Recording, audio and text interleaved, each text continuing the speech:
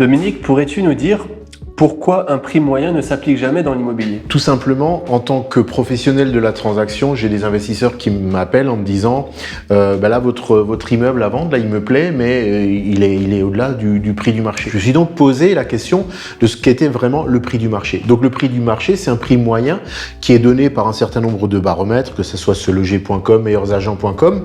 C'est pas un prix qui est dicté. Le prix moyen du mètre carré dans une ville, dans un quartier, à l'échelle d'une région ou d'un pays, c'est une constatation de la moyenne des prix des biens vendus. Donc si dans une ville, comme la ville où je travaille dans l'immobilier depuis bientôt 15 ans, il y a des quartiers populaires avec qui sont pas très recherchés et avec des biens qui nécessitent beaucoup de travaux. On était descendu à un moment à des tarifs de 500 € le mètre carré pour un appartement à rénover. Dans ce quartier-là, le prix moyen de l'appartement, c'est 500 € le mètre carré, mais ça ne veut pas dire que c'est le prix de l'appartement, c'est parce que c'est un appartement à rénover. Maintenant, dans la même ville, dans les quartiers UP, on a des maisons à 4000 € le mètre carré. Le prix moyen, c'est quoi? 4000 plus 500, 4500 divisé par 2, ça nous donne un prix moyen de 1250 € le mètre carré. Est-ce que ça veut dire que dans les quartiers chics, on va vendre tous les biens à 2250 € le mètre carré? Bien évidemment que non. Est-ce que ça veut dire que dans les quartiers populaires, on va vendre tous les biens à 2250 € le mètre carré, même rénovés? Bien sûr que non. Donc le prix moyen au mètre carré, c'est un indicateur. Et c'est là où, pendant des années, on disait à Mulhouse, par exemple, comme à Saint-Étienne, comme à Brest, Limoges, il y a régulièrement des baromètres qui sont publiés dans la presse spécialisée sur les prix moyens, où faut-il acheter, dans quelle grande ville faut-il acheter. Donc il y a régulièrement un baromètre sur les villes de plus de 100 000 habitants où le prix est décoté. Mais décoté par rapport à quoi? Ça ne veut pas dire grand-chose, je vais y venir. À Mulhouse, pendant longtemps, on était à une moyenne de 1000 € le mètre carré. Mais dans les quartiers chics, on était toujours à 3000, 4000 € le mètre carré. Et dans les quartiers populaires, à 500 € le mètre carré à rénover. Et donc, on arrive à un prix moyen, dans mon exemple, de 2250 €. Sauf que s'il y a une villa de luxe vendue à 4000 € le mètre carré, c'est vrai que ça peut faire sourire dans certaines régions, 4000 € pour le luxe. Si pour une villa de luxe vendue, il y a 4 appartements dans un quartier populaire à 500 € le mètre carré. Si on fait la moyenne 4000 plus 2000, ça fait 6000 qu'on divise par 5, on arrive à 1250 €. On pourra l'afficher si on veut le calcul, mais la moyenne, on arrive à 1250 € de moyenne. Donc, pendant longtemps, je prends un exemple simple, on était à 1000 € le mètre carré prix moyen. Ceux qui vendaient dans des quartiers populaires disaient « Ah ben le prix moyen c'est 1000 € le mètre carré, je veux 1000 € du mètre carré ». Sauf que ça marche pas. Et ceux qui veulent acheter dans des quartiers chics disaient « Oui mais le prix moyen c'est 1000 € le mètre carré, donc on va pas mettre 4000 ». Mais ça n'a rien à voir. Le prix moyen au mètre carré c'est une constatation, c'est une moyenne qui est constatée. Ça c'est à l'échelle d'une même ville. Entre un quartier populaire et un quartier chic, il y a des grosses différences de prix. Pareil à Strasbourg, pareil à Lyon, pareil à Marseille, à Bordeaux, à Paris. À Paris, il y a des écarts de 10 000 € le mètre carré dans le 18e, 19e, 20e arrondissement, jusqu'à plus de 20 000 € le mètre carré dans les 16e, 17e arrondissements. La moyenne, ça nous donne donc entre 10 000 et 20 000, ça donne une moyenne de 15 000, mais le prix moyen globalement à Paris, il est aux environs de 11 000 € le mètre carré. On ne peut pas comparer un prix moyen d'un quartier à l'autre. Maintenant, si je prends, j'ai regardé sur le baromètre seloger.com, aujourd'hui, on a un prix de l'immobilier au mètre carré, prix moyen en France, sur toute la France, de 3 175 € prix moyen. Le prix moyen du mètre carré pour un appartement en France, c'est 4 000 € le mètre carré. Et le prix moyen d'une maison, c'est 2 500 € le mètre carré. Donc tout mis globalement, on arrive à un prix moyen de 3 175 €. Est-ce que ça veut dire que dans une commune retirée du Lozère ou de l'Indre-et-Loire, où on a des maisons à 100 000 €, est-ce qu'on va trouver des maisons à 3 000 € le mètre carré? Non. Est-ce que ça veut dire qu'à Paris, vu que le prix moyen en France est 3 000 € le mètre carré, est-ce que ça veut dire qu'à Paris, on va trouver des biens à 3 000 € le mètre carré? Évidemment que non. Donc dans une même ville, le prix moyen ne veut rien dire. Et souvent, il y a des vendeurs qui exigent le prix moyen alors que leur bien est en dessous du prix moyen de fait parce qu'il n'est pas dans le quartier ou pas dans l'état prévu. De la même façon, les acheteurs qui disent « Oui, mais là, je vais acheter dans un quartier chic, mais au prix moyen ». Le prix moyen, c'est une constatation des prix vendus. Évidemment, le quartier est déterminant. Le deuxième facteur, c'est est-ce que les biens sont des biens en bon état ou à rénover. Pendant très longtemps à Mulhouse, ville ouvrière avec des rues entières d'immeubles qui se ressemblent, qui appartenaient à des propriétaires vieillissants, ne faisaient pas de travaux, ces propriétaires ne faisaient pas de travaux, et donc on laissait les quartiers se dégrader et donc perdre de la valeur. et il est de notoriété publique. Donc, Mulhouse faisant partie des 10 villes de plus de 100 000 habitants où le prix du mètre carré est le moins cher, avec Perpignan, avec Saint-Étienne, mais tous ces prix ont été réévalués à la hausse parce qu'il y a une moyenne, il y a eu un effet rattrapage à un moment, notamment après le Covid. Il y a Béziers aussi, si je dis pas de bêtises. Béziers, tout à fait. Il y avait Brest à un moment, maintenant les prix se sont envolés à Brest. Alors moi je parle des villes de plus de 100 000 habitants. Béziers n'a pas 100 000 habitants. Je connais le nombre d'habitants de chaque commune en France. Je crois que c'est 70 Béziers, c'est ça? 71. Ouais. 71, on est 1000 près, on y est. Dans une même ville, je reprends l'exemple de Mulhouse parce que j'y travaille au quotidien, il y avait des rues entières d'immeubles à rénover. Et donc tous les blogueurs spécialistes de l'investissement immobilier disaient à un moment, il faut acheter à Mulhouse parce que c'est là où les prix au mètre carré sont les moins chers par rapport au loyer qu'on peut encaisser. Donc le rendement est excellent, on tournait facilement à des rendements de 10%, 12%. Aujourd'hui on a toujours des rendements excellents, mais on est descendu largement en dessous de 10%. Qui c'est qui a fait monter les prix moyens à Mulhouse?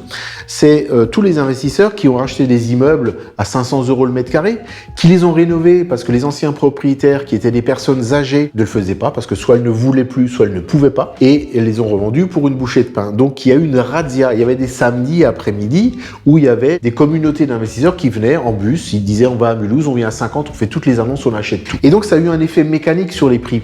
C'est-à-dire que tout le monde se donnait rendez-vous à Mulhouse à un moment, comme à Béziers, comme à Saint-Étienne, ça l'a été. À Saint-Étienne, les prix ont augmenté beaucoup plus vite, beaucoup plus tôt qu'à Mulhouse. Ils ont fait plus 20% avant le Covid. Mulhouse, c'était après le Covid. Forcément, tous ces investisseurs, quand ils achètent un bien en dessous du prix du marché, pourquoi? Juste parce qu'ils nécessitent des travaux. Ils refont des travaux et du coup, ils transforment un immeuble en ruine en un immeuble neuf et du coup, ils vont pouvoir le vendre au-dessus du prix moyen du marché. Ils vont le vendre au prix du marché. Le prix du marché, c'est simplement l'équilibre entre l'offre et la demande. S'il n'y a pas de demande, ça fait baisser le prix. S'il y a beaucoup de demandes, tout le monde se bat pour acheter, ça fait monter le prix mécaniquement. Tu sais, donc tu parlais du prix moyen au mètre carré de la ville dans sa globalité, mais tu as souvent tu peux taper par exemple sur internet le nom d'une rue en question et taper prix au mètre carré. Oui. Alors comment ça marche du coup ce prix moyen au mètre carré? Comment c'est calculé rue par rue justement? Alors les sites internet n'ont pas d'autres, sauf erreur de ma part. Le principal moyen d'information, c'est de constater les prix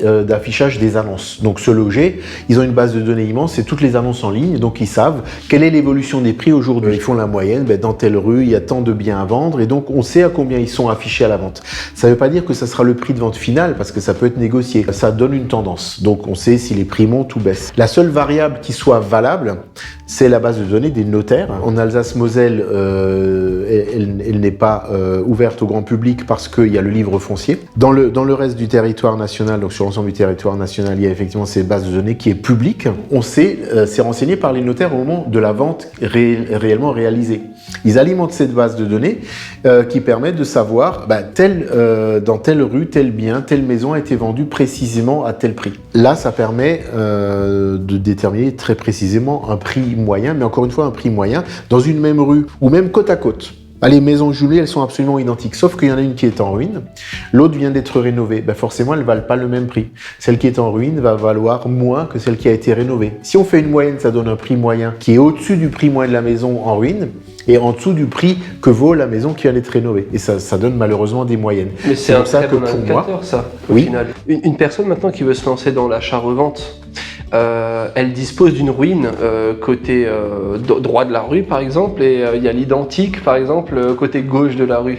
Disons que la partie de gauche étant rénovée a été revendue pour un prix de 200 000 € et a été achetée pour un prix de 50 000 €. Parallèlement à ça, l'acquisition à droite se fait pour un prix de 50 000 €, donc on peut supposer une éventuelle revente à un prix de 200 000 €. Étant donné du fait que l'appartement ou l'immeuble de gauche a été revendu à 200 000, ou est-ce que c'est pas un bon indicateur? C'est un bon indicateur à condition d'avoir l'information. Et encore une fois, même maison rénovée, ça dépend toujours de ce qu'on y met. Je vois souvent des annonces maison rénovée. En fait, c'est juste l'intérieur. Pour moi, une maison rénovée, c'est intérieur et extérieur. Donc intérieur rénové, extérieur, une façade, ça coûte cher, une toiture, ça coûte cher. Donc ça dépend. Mais c'est effectivement un indicateur. Les vendeurs, eux, ne sont jamais objectifs parce qu'ils estiment toujours que leur maison, même en ruine, elle vaut beaucoup plus que le château du voisin parce que c'est la leur. Donc c'est un indicateur pour le professionnel comme pour l'investisseur qui lui va avoir la tête froide pour pouvoir analyser le prix. Mais dans l'exemple des villes de plus de 100 000 habitants où les prix étaient très bas, qui flirtaient avec les 1 000 € le mètre carré, c'était beaucoup de villes ouvrières, c'était le cas de Saint-Étienne, c'est le cas de Mulhouse, où il y avait beaucoup de choses à rénover. Et du coup, lorsque les investisseurs ont rénové ces biens qui étaient décotés, la différence de prix a fait un bond parce que on passait d'une ruine à quelque chose de tout neuf. Un bien en ruine est automatiquement vendu en dessous du prix du marché. Après, le jeu, c'est de savoir combien on va rajouter en travaux. Si avec les travaux, on sera toujours en dessous du prix du marché ou on sera juste au prix du marché ou au-dessus, ça dépend aussi du prix des travaux. Acheter en dessous du prix du marché, quand on est au prix moyen, c'est facile. Quand c'est une ruine, on est forcément en dessous du prix du marché, mais de combien faut-il être en dessous du prix du marché? Souvent, les gens font l'erreur de mettre trop en termes de travaux en pensant bien faire du fait que voilà, si je mets beaucoup, ils vont encore plus, alors que pas du tout, puisque finalement, ça va être référé à justement le prix du marché par rapport à la rue. Si tu fais 200 000 € de travaux dans un immeuble et au final, il t'a coûté 550 000 alors que le prix de revente au grand maximum est à 450, tu t'es pris 100 000 € dans le cul. Exactement. C'est pour ça en fait que l'emplacement, concrètement, c'est quelque chose de vraiment, encore une fois, primordial. C'est quelque chose de très très important. C'est en fonction de l'emplacement qu'on va pouvoir déterminer le montant des travaux définis. Ça veut dire que dans un quartier populaire, on peut créer un appartement qui coûte très cher par rapport au prix d'achat plus les travaux,